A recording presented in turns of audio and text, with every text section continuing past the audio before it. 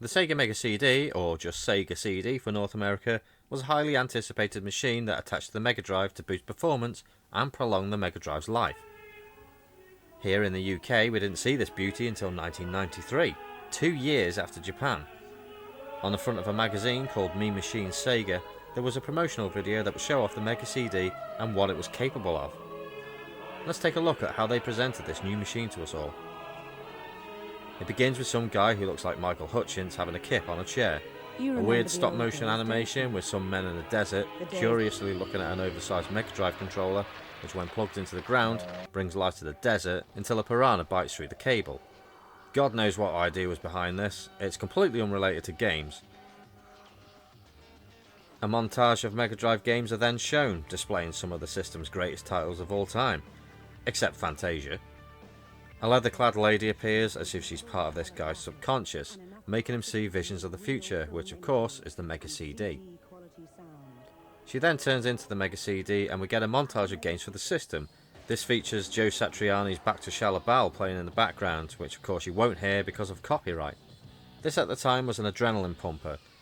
This montage of games really made me want the system.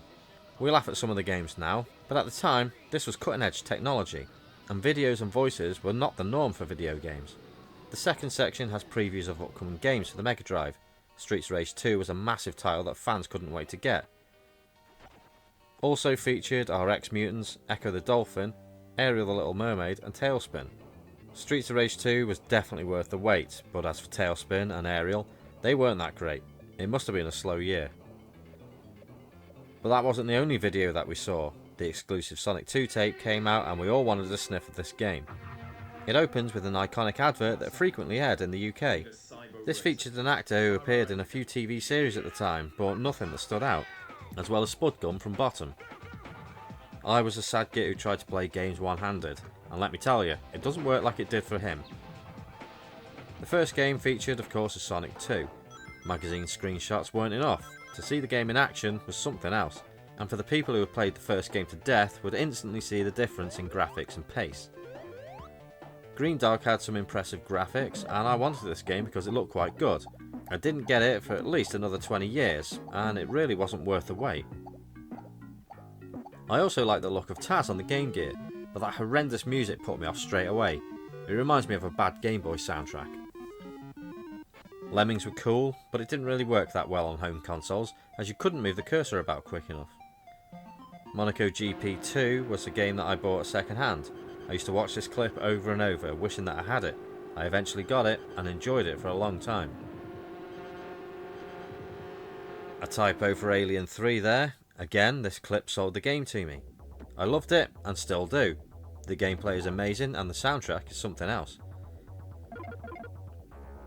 Back to Sonic 2, and some extremely slow music, which wasn't in the final game.